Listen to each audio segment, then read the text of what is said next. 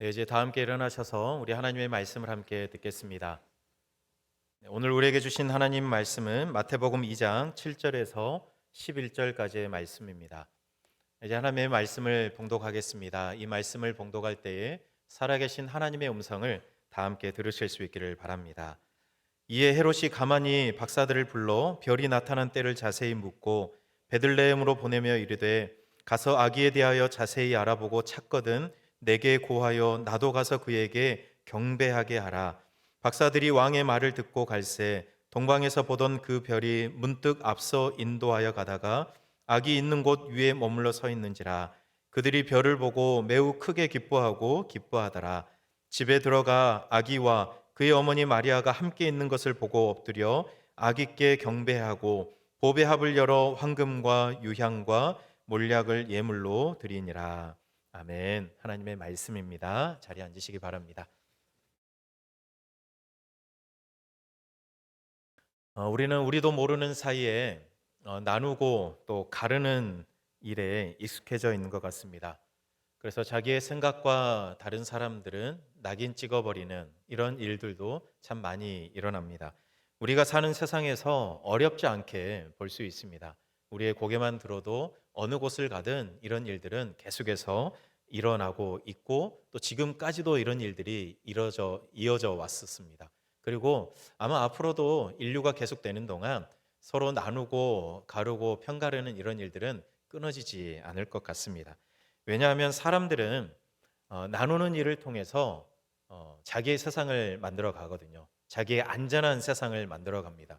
내 편, 그리고 내 편이 아닌 사람, 이렇게 서로 나누면서 내 안전한 삶의 공간들을 만들어 가는 게 우리의 사람들의 본성인 것 같습니다. 그래서 우리와 그들을 늘 나누어요. 내 편, 나와 생각이 같은 우리, 그리고 나와 생각이 다른 그들, 이렇게 이분법적으로 사람들을 나누어서 보는 시각들이 예전에도 그리고 지금도 앞으로도 계속해서 이 세상을 지배해 갈 겁니다. 여러분, 그래서 서로를 향해서 장벽을 높이 쌓고 살아가는 거죠. 그러면서 그 장벽 이쪽에 있는 우리 같은 편은 서로 위하고 살아가지만, 그러나 그 장벽 너머에 있는 나와 생각이 다른 그들은 나의 대적으로 생각하면서 제거해야 될 그런 대상으로 생각하면서 살아가는 모습들이 우리 세상 곳곳에 참 많이 있습니다. 안타깝게도 우리가 살아가고 있는 지금 이 시기에는, 이 시대에는 더 이런 것들이 더 극으로 나눠지고 있는 그런 때를 우리가 살아가고 있는 것 같습니다. 교회도 다르지 않습니다. 여러분, 교회도 나와, 그러니까 우리와 그들을 나누는 이런 모습들이 교회 안에도 참 많이 있습니다. 세상이 나누고 이렇게 가르는 데 익숙해진 것처럼 교회도 시간이 흐르면 흐를수록 이렇게 나누는 모습들, 이런 습관들이 계속해서 익숙하게 생겨져 가는 것 같습니다. 여러분, 사랑을 우리가 이야기하잖아요. 교회에서 사랑해야 한다, 사랑한다, 예수님이 우리를 사랑하셨습니다, 그렇게 이야기를 하면서도 자꾸 우리는 장벽을 쌓아갑니다. 그래서 장벽 이쪽에 나와 같은 공간에 있는 사람들은 내가 사랑할 수 있지만, 내 이 장벽 너머에 있는 나와 생각이 다른 그들은 내가 사랑할 수 없다라고 생각하는 그런 생각들이 우리 안에 은연중에 참 많이 있습니다. 여러분, 예수님은 어떠겠습니까? 예수님 어떻게 사셨죠? 여러분, 예수님도 우리와 그들로 이렇게 편을 나누고 장벽을 높이 쌓고 사셨습니까? 오히려 예수님은 정반대였습니다. 예수님은 그 장벽을 허무셨습니다. 서로 넘나들 수 없는 경계도 예수님은 자유롭게 넘나드셨던 그런 분이셨어요. 죄인과 의인들이 함께 할 수 없다라고 사람들은 이야기하고 생각했었거든요. 그런데 예수님은 죄인들을 아무런 거리낌 없이 만나셨어요. 그들과 만나셔서 이야기하시고 교제하셨습니다. 유대인과 이방인들이 서로 상종할 수 없다라고 이야기했었어요. 그런데 예수님은 그런 경계도 허무시고 이방인들을 아무렇지 않게 찾아가셔서 만나시고 그들과 식사도 하시고 함께 교제하셨습니다. 예수님이 말씀하신 대로 그들까지도 사랑하셨습니다. 세리와 죄인의 친구라는 예수님을 향해 조소 섞인 말들이 계속해서 들려올 때에도 예수님은 그런 이야기쯤은 개의치 않으시고 계속해서 그 경계를 넘나들면서 사람들이 상대하기 싫었던 사람들, 사람들이 장벽을 쌓고 내 편이 아니기에 저 사람들은 나의 대적이다, 사랑할 수 없는 사람들이다 말했던 그 사람들까지도 우리 예수님은 사랑하시고 보듬어 주셨던 그런 삶을 살아가셨습니다. 여러분, 그래서 바울은 에베소서에서 예수님에 대해서 그렇게 말씀하세요. 예수님은 우리의 화평이시다. 둘로 나뉘어졌던 것을 우리 예수님은 하나로 만들어 주셨다. 예수님의 그 몸으로 모든 담을 허무시고 원수된 것들을 다 없애 주셨다라고 에베소서에서 바울이 예수님에 대해서 이야기하고 있습니다. 여러분, 예수님은 그 일을 위해 오셨고 실제로 그렇게 살아가셨어요. 그런데 예수님을 믿고 따른다는 사람들이 예수님처럼 화평을 이루며 살아가는 것이 아니라 담을 허물고 원수된 것을 없애면서 나뉘어진 것들을 하나로 묶는 그런 삶을 살아가는 것이 아니라 오히려 예수님과는 다른 그런 삶을 장벽을 쌓으며 살아가는 그런 안타까운 모습을 우리는 참 많이 보게 됩니다. 그러면서도 그렇게 이야기해요. 이게 믿음이다, 이게 하나님의 뜻이다라고 이야기하는 그런 때도 우리는 어렵지 않게 만나게 돼요. 여러분, 그러나 이런 허황된 포장지에 우리가 속으면 안 됩니다. 여러분, 예수님으로 충분하여 예수님을 따르는 제자라고 한다 그러면 예수님처럼 담을 허물고 화평을 이루는 그런 삶을 살아야지, 오히려 수많은 세상 사람들처럼 담을 쌓고 또 내 편, 네 편 이렇게 나누는 가르는 그런 삶을 살아가면 안 되겠죠. 적어도 예수님을 믿고 예수님을 따른다라고 고백하는 그리스도인이라면 응당 예수님처럼 그렇게 살아가야 할 겁니다. 여러분, 그런데 그리스도인이라고 이야기하면서도 하나님의 이름을 이야기하고 예수님을 따른다라고 예수님의 제자라고 이야기하면서도 왜 서로 다른 모습을 이렇게 보일까요? 같은 그리스도인인데 똑같은 예수님을 믿는데 왜 어떤 그리스도인들은 담을 쌓고 왜 어떤 그리스도인들은 그 담을 허물까요? 그 차이가 뭐라고 생각하십니까?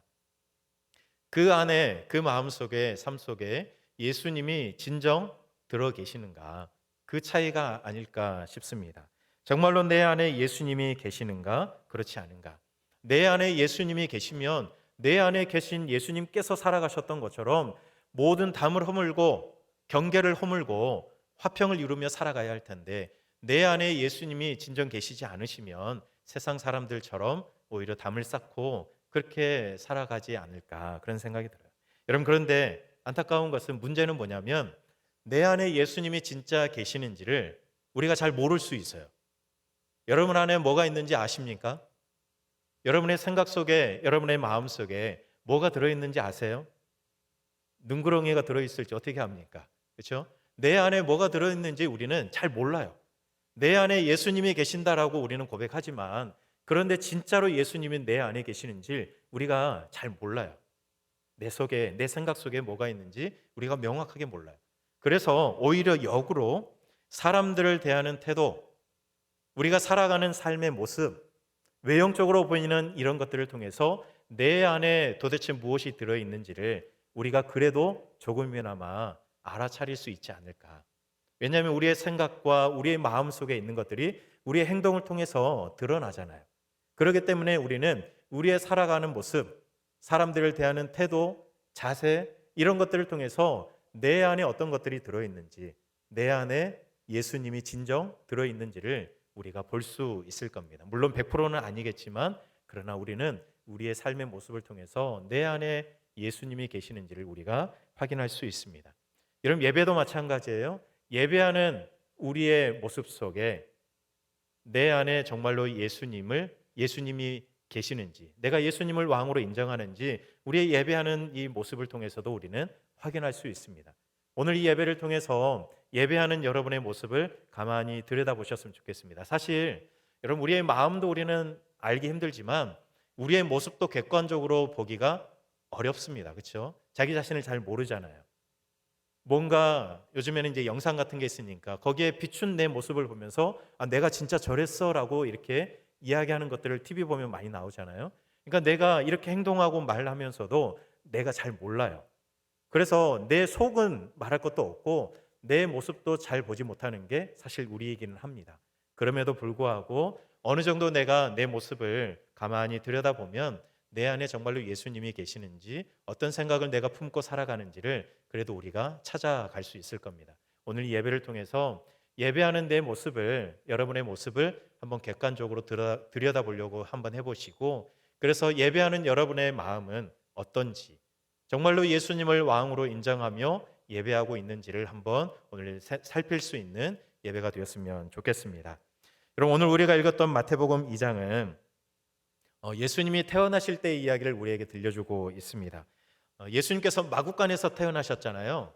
그러면 예수님이 처음 태어나셨을 때 누가 가장 먼저 그 아기 예수님을 만났을까요? 동방박사일까요? 아니면 목자들일까요? 여러분, 마구간에서 태어나셨다 그랬잖아요. 마구간의 주인이 누구입니까? 가축들 아닙니까? 그러니까 예수님이 처음 태어나셨을 때 누가 그 아기 예수님을 처음 만났어요? 가축들이 처음 만나지 않았을까, 그런 생각이 들어요. 가축들이 예수님을 가장 먼저 맞이하고, 그리고 동방박사든 목자든 사람들이 와서 예수님의 탄생을 축하했을 겁니다. 그러면 또 하나 질문 던져보면, 동방박사가 먼저 왔을까요? 아니면 목자들이 먼저 왔을까요? 마태복음은 동방박사가 찾아온 것만 이야기하고, 누가복음은 목자들이 온 것만 이야기하거든요. 누가 먼저 왔을까요? 네. 목자가 왔을까요? 동방박사가 왔을까요? 각각의 성경을 한번 이렇게 가만히 살펴보면 목자가 먼저 온 것으로 보입니다. 왜냐하면 목자들이 처음 예수님의 탄생의 소식을 천사들을 통해서 전해 듣게 되잖아요. 근데 그때 천사들이 목자들한테 그렇게 이야기해요. 가서 아기 예수가 태어난 것을 보고 찬양해라. 그런데 아기 예수라는 것을 어떻게 알 수 있냐? 표징이 뭐냐? 구유에 누워있는 아기를 보면 그분이 아기 예수님, 메시아라는 것을 알게 될 것이다. 그렇게 이야기하거든요. 그러니까 예수님이 구유에 누워있는 거예요. 그러니까 목자들이 예수님을 찾아왔을 때에는 예수님이 태어나시고 시간이 얼마나 지났을까요? 얼마 많이 지나지 않았을 거예요. 왜냐하면 아직도 구유에 누워 있으니까. 그러면 동방박사들이 왔을 때는 어땠을까요? 오늘 우리가 읽었던 아까 말씀 11절 말씀을 보면 동방박사들이 예수님을 찾아와서 어디로 들어갔다고 이야기하냐면 집으로 들어갔대요. 구유에 만약에 누워 있었으면 구유에 누이신 아기께 경배했다고 이야기할 텐데, 예수님이 집에 계셨기 때문에 집으로 들어가 아기와 어머니 마리아에게 인사하고 경배했다라고 그렇게 말씀하고 있어요. 집에 계셨대요. 구유가 아니라. 여러분, 예수님과 마리아와 요셉과 수많은 사람들이 호적을 하기 위해서 자기 고향으로 오지 않았습니까?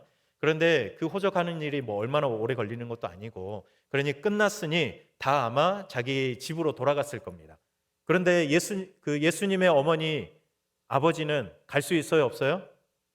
아직 못 가는 거예요. 왜요? 출산한 지 이제 얼마 안 됐잖아요.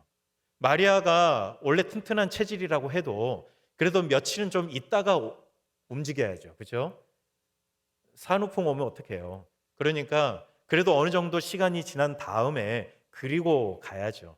그러니까 사람들은 다 돌아갔어도 요셉과 마리아는 그래도 며칠 동안 어느 정도의 시간을 거기에 머물렀을 겁니다. 그리고 사람들이 돌아갔으니 이제 방도 좀 여유가 있을 것이고, 그 당시에 사람들은 손님이 지나가는 것을 그냥 두면 안 돼요. 자기 집으로 초대하는 게 사람들의 풍습이었거든요. 그러니 방도 여유가 있겠다. 거기다 가만히 보니까 아이를 낳은 지 얼마 안 된 산모가 있겠다. 그러니 사람들이 요셉과 마리아와 요셉을 자기 집으로 초대하려는 그런 사람들이 분명히 있었을 겁니다. 그러니 어떤 누군가의 집에 들어가 계셨겠죠. 그래서 오늘 마태는 집에 들어가 동방박사들이 예수님을 만났다라고 그렇게 기록하고 있는 겁니다.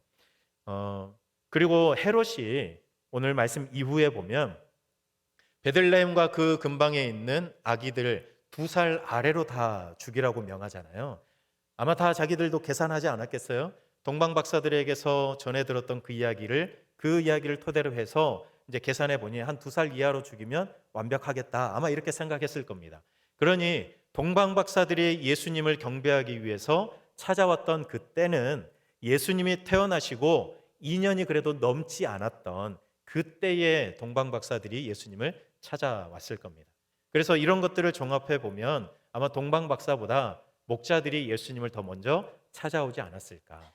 그런데 2년이 지나지는 않았지만 동방 박사들이 예수님을 찾아왔을 때에 다른 이스라엘 사람들은 그 누구도 예수님을 찾아왔다는 이야기가 없습니다. 목자들이 예수님을 찾아와 만나고 경배하고 그리고 다른 사람들에게 왜 이야기 안 했겠습니까? 메시아가 태어나셨다. 메시아가 아기 예수로 태어나셨다라고 분명히 이야기했을 텐데 그런데 사람들은 그 이야기를 거들떠 보지도 않았던 거죠. 관심도 없는 겁니다. 이런 상황에서 먼 타지에서 동방 박사들이 예수님께 경배하기 위해서 찾아온 겁니다. 여러분 예수님이 태어나시고 2년이 지나지 않은 그때에 동방 박사들이 예수님을 만나러 왔는데 그때는 헤롯이 왕이었던 때였거든요. 헤롯은 원래 에돔족이었습니다. 그런데 개종까지 하면서 왕위에 오른 아주 권모술수가 뛰어난 사람이었고 그래서 유대인들은 또 헤롯을 굉장히 싫어했습니다. 여러분 헤롯은 왕이었고요. 그리고 오늘 또 동방 박사가 나오는데 동방 박사도 왕 못지않은 높은 지위에 있었던 사람으로 우리가 추측할 수 있어요. 여러분 동방 박사는 별을 보면서 미래를 예측하는 사람입니다. 여러분 이 당시의 문화를 생각해 본다 그러면 미래를 내다보는 이 일들을 하는 이 동방 박사들 이 사람들은 종교적인 어떤 힘을 가진 그런 사람들이라고 볼 수 있는 거예요. 미래를 보는 사람이니까요. 여러분 그러니 어느 정도 높은 신분과 지위를 가지고 있었다고 한다면 이 사람들이 자기 고향을 떠나서 이 먼 타지까지 알 수 없는 그 길을 떠났을 때에 자기들만 떠났을까요? 작년 대림절 첫째 주일에 동방박사 이야기하면서 세 사람이 아니라 아마 더 있을 것이다. 우리가 예물을 가지고 세 사람이라고 추측하지 아마 더 있었을 것이다 이렇게 이야기했었는데요. 여러분 3명이든 혹은 5명이든 10명이든 이 박사들만 그 길을 떠났겠냐는 거예요. 아니겠죠. 자기들을 도울 수 있는 수많은 사람들을 이루어서 상당수가 아마 예수님을 만나기 위해서 찾아왔을 거예요. 여러분 그러니 동방 박사가 예루살렘에 도착해서 헤롯과 사람들에게 이야기했을 때 헤롯과 또 예루살렘 온 성읍이 소동했다고 이야기하죠. 만약에 3명만 와가지고 그런 이야기하면 거들떠나 보겠습니까? 들어도 그냥 무시해 버리겠죠.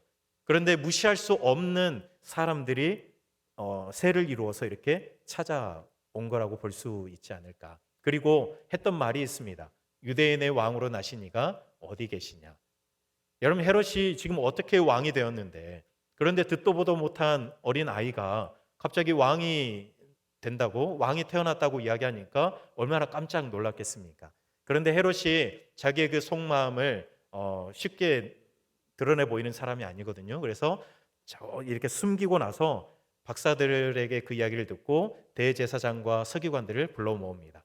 그러면서 예수라는 그 사람이 메시아라는 그 사람이 어디서 태어나겠느냐 이렇게 물어보지요. 이미 미가 선지자를 통해서 예언하셨기 때문에 어렵지 않게 베들레헴에서 태어날 것을 알게 됩니다. 그래서 헤롯이 박사들을 가만히 불러가지고 베들레헴이다 그렇게 이야기해 주면서 조용히 묻습니다. 또 그 별이 나타난 때가 언제냐. 그 별이 나타난 때에 대해서 자세히 묻는데 그 이유를 이렇게 이야기해요. 나도 가서 경배하려 하노라 그렇게 이야기합니다. 여러분 동방 박사들도 태어나신 예수님께 경배하기 위해서 그 먼 길을 찾아왔고 그리고 헤롯도 너희들이 알게 되면 나에게 알려줘라. 나도 가서 경배하려 하노라. 똑같은 이야기를 하거든요. 경배하려 하노라. 여러분 그렇게 박사들은 다시 별을 따라 길을 나섰습니다. 그리고 예수님이 계신 그 집에 들어가서 아기 예수님을 만나 경배했습니다. 보배압을 열어서 황금과 유향과 몰약을 주님께 드리면서 경배했어요.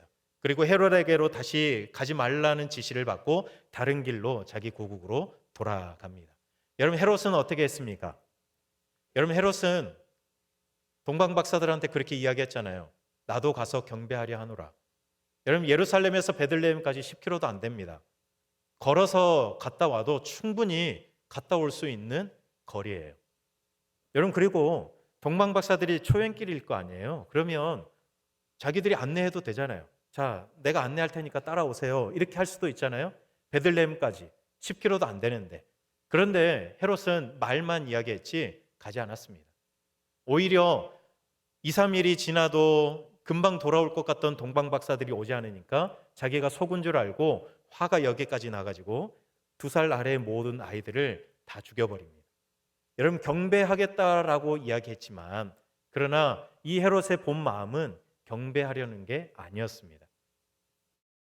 여러분, 동방 박사도 헤롯도 똑같은 말을 했죠. 경배하려 한다. 아기 예수께 경배하려고 한다. 같은 말을 했지만 그 의미와 결과는 달랐습니다. 여러분, 이 차이가 어디에서 올까요? 여러분, 동방 박사들은 별을 보다가 유대인의 왕으로 나신 이가 태어났다는 것을 감지하고 먼 길을 떠났어요. 그분께 경배하기 위해서. 유대인의 왕으로 나신 그분께 경배하기 위해서 그 별을 따라 먼 길을 나섰습니다.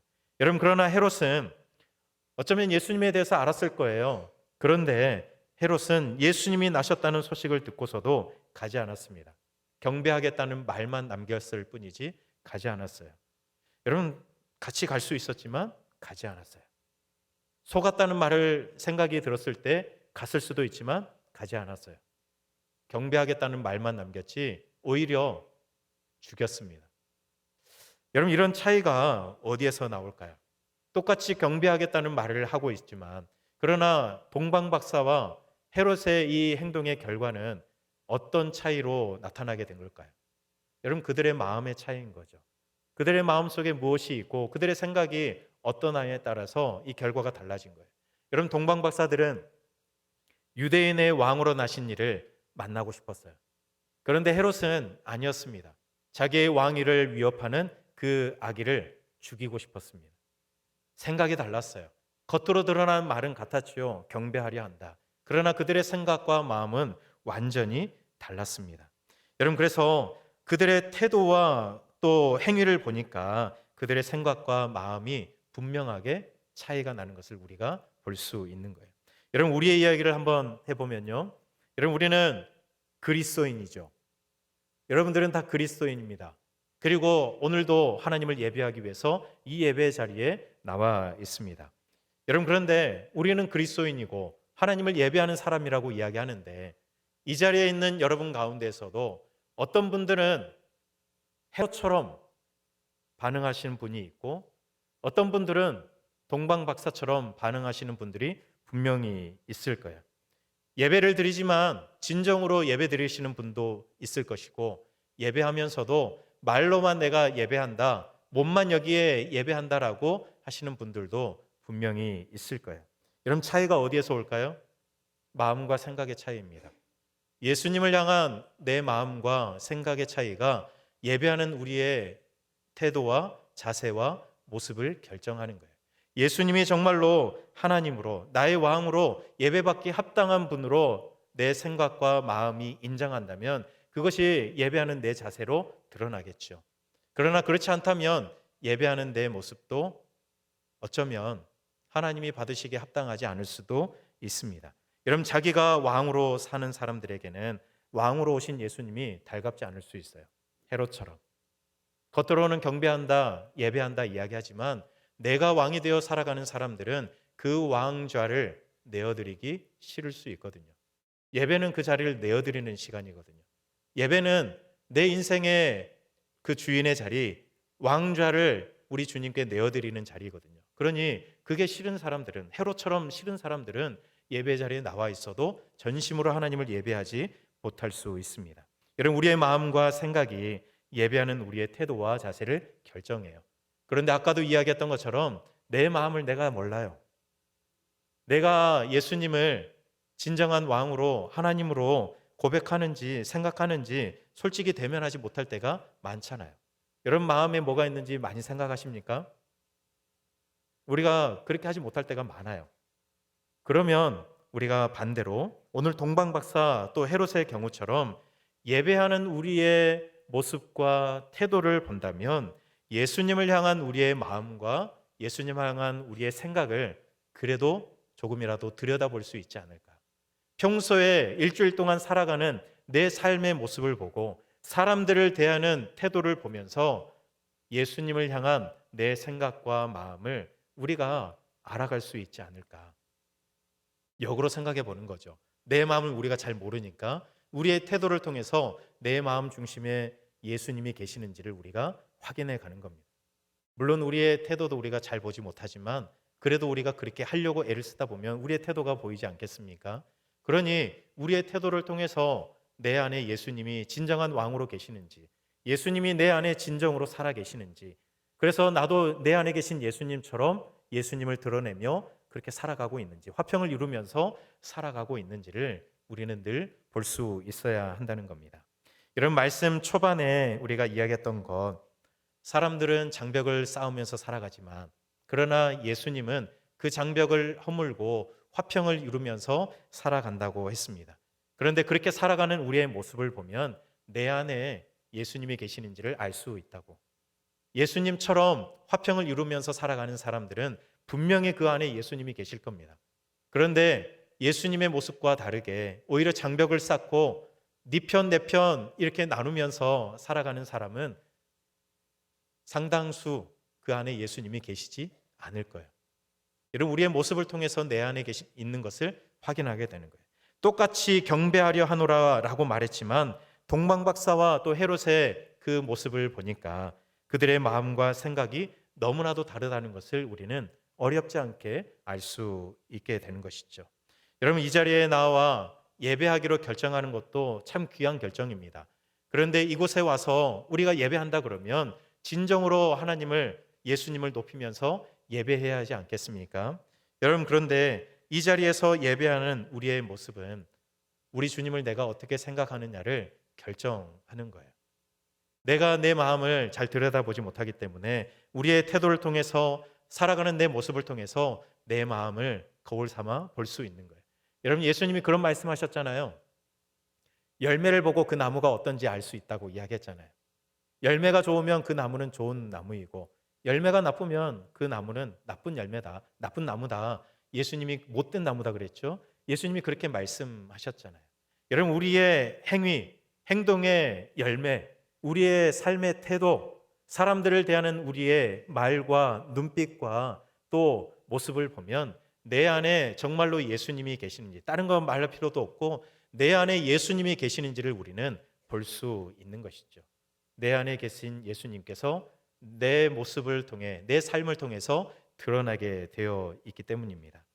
여러분, 우리가 여러분의 마음과 여러분의 생각과 태도가 진실했으면 좋겠습니다. 여러분 안에 예수님이 진정으로 좌정하여 계시고, 그래서 그 예수님이 여러분의 삶의 모습을 통해서, 여러분의 삶의 태도를 통해서, 예배하는 모습을 통해서 고스란히 정직하게 드러날 수 있기를 간절히 소망합니다. 여러분, 그래서 예배를 통해서 만난 예수님을 여러분들이 늘 드러내고 예수님처럼 늘 화평을 이루며 살아갈 수 있는 여러분의 삶의 자리들이 될 수 있기를 바랍니다. 특별히 이게 너무나도 필요한 시기입니다.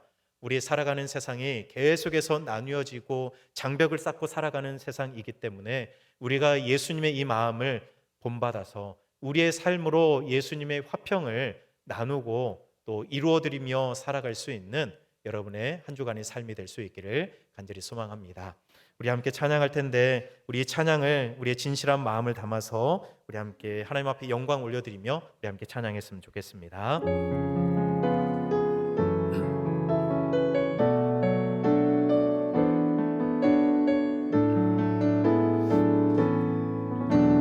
주님 큰 영광 받으소서, 홀로 찬양 받으소서. 모든 이름 위에 뛰어난 그 이름, 온 땅과 하늘이 다 찬양해. 겸손하게 우리 무릎 꿇고 주 이름 앞에 영광 돌리세. 모두 절하세. 독생자 예수 주님께 찬양 드리리.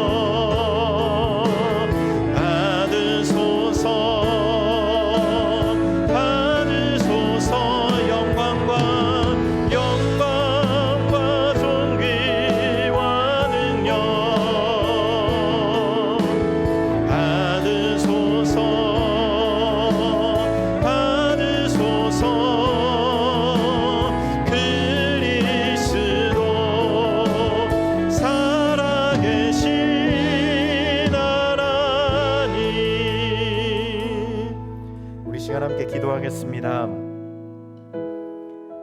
하나님, 우리가 늘 우리의 살아가는 모습, 또 예배하는 나의 자세, 사람들을 대하는 태도, 사람들에게 말하는 내 말, 사람들을 바라보는 내 눈빛, 하나님 겉으로 드러나는 이 모든 것들을 통해서 내 안에 예수님이 살아계시는지를 우리가 늘 확인하게 해주십시오라고 기도했으면 좋겠습니다. 예수님이 내 안에 진정으로 살아계시고 그 예수님이 내 삶의 진실로 드러나게 해주시고, 예수님이 정말로 장벽을 허물고 화평을 이루셨던 것처럼 내 안에 계신 예수님이 내 삶에 드러나 나로 인하여 화평을 이루는 삶을 살아가게 해달라고, 그렇게 우리가 함께 이 시간 말씀 기억하면서 함께 기도했으면 좋겠습니다. 함께 기도합니다. 사랑의 하나님, 우리가 정말로 그렇게 살아가길 원합니다. 예수님이 우리 안에 거하길 간절히 소망합니다. 하나님, 예수님이 내 안에, 내 마음 중심에, 내 삶 중심에 거하길 간절히 소망합니다. 그리고 내 안에 계신 예수님이 우리의 삶에 드러나길 원합니다. 내가 하는 말들, 내가 살아가는 삶의 모습들, 내가 예배하는 자세들, 사람들을 대하는 태도와 눈빛과 말들, 이 모든 것 안에 내 안에 있는 것들, 내 생각들이 드러날 텐데, 내 안에 정말로 예수님이 계셔서 내 모습 속에 예수님이 드러나길 간절히 소망합니다. 평화를 이루기 위해서 이 땅에 오셨고 그렇게 살아가셨던 예수님이 우리의 삶에 드러나길 원합니다. 세상 사람들은 장벽을 쌓고 내 편인 아는 사람들을 깎아내리고 하나님 낙인 찍고 하나님 사랑하지 못하지만, 우리 안에 계신 예수님이 내 삶에 드러남으로 하나님 장벽을 허물고 경계를 허물고 오히려 세상 사람들에게 평화를 전하며 하나님 사랑을 전하며 하나님 우리가 예수님처럼 그렇게 살아갈 수 있는 우리의 삶이 되길 간절히 소망합니다. 하나님, 우리 안에 진정으로 오시옵소서. 우리가 진정으로 주님을 높이고 영광 올려드리며 살아갈 수 있는 예수님이 드러나는 삶을 살아가는 저희들 되게 해 주시옵소서. 하나님, 예배하는 저희들 안에 예수님을 향한 진실된 마음과 생각이 있어 왕이신 주님께 진정한 경배와 찬양을 돌리기를 원합니다. 헤롯과 동방 박사들이 똑같이 예수님을 경배하려고 한다는 말을 했지만 그들의 결정과 또 그들의 행동을 보니 그들의 생각과 마음이 많이 다르다는 것을 알게 됩니다. 하나님, 우리는 예수님을 믿고 따르기로 결정한 그리스도인인데 예수님을 향한 우리의 마음과 생각이 진실하기를 원합니다. 그리고 예수님을 향한 그 마음이 우리의 삶에도 정직하게 드러나기를 원합니다. 그래서 우리가 드리는 예배와 우리가 살아가는 삶의 모습들이, 또 사람들을 대하는 우리의 태도와 눈빛과 말들이 우리 안에 계시는 예수님을 그대로 드러내게 해 주시옵소서. 그래서 한 주간 우리 신당중앙의 가족들이 가는 곳마다 예수님처럼 평화를 이루는 주의 제자된 삶을 살아가게 해 주시옵소서. 예수님 이름으로 기도드립니다. 아멘.